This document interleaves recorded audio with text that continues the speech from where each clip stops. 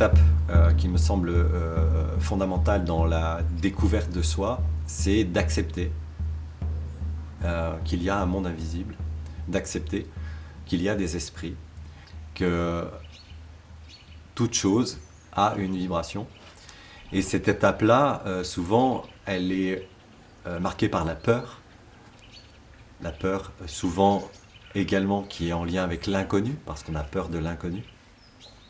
Ou alors qu'on a eu des mauvaises expériences avec les esprits, et donc qui ont créé un trauma.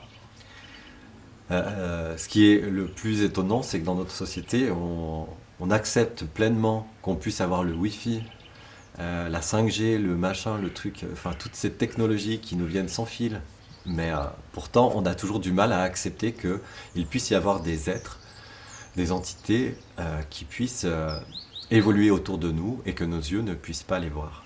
Donc ça nous amène tout à coup à nous libérer des peurs, de prendre conscience déjà qu'on a peur, de prendre conscience qu'on a des phénomènes avec des croyances qui sont souvent obsolètes et que ces croyances nous empêchent finalement de découvrir des choses, de partir à l'aventure, puisque finalement tout à coup on a tout un monde qui s'ouvre. Et donc ça nous amène pas à pas à libérer des barrières, à libérer des mondes, à libérer des croyances, et puis tac tac tac, tout à coup notre conscience s'élargit et on a accès tout à coup à un monde d'informations dont on avait vaguement entendu parler ou qu'on avait mis de côté ou qui nous avait fait peur, etc.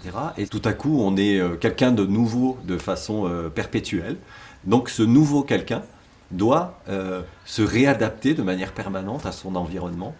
Et c'est passionnant parce qu'on apprend plein de choses sur l'humain, sur nos comportements, sur nos interactions.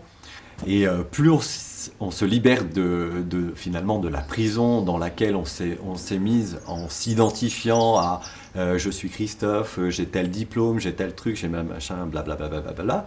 Plus on se libère de tout ça et plus finalement on devient multidimensionnel et plus on devient libre de pouvoir être qui l'on veut quand on veut.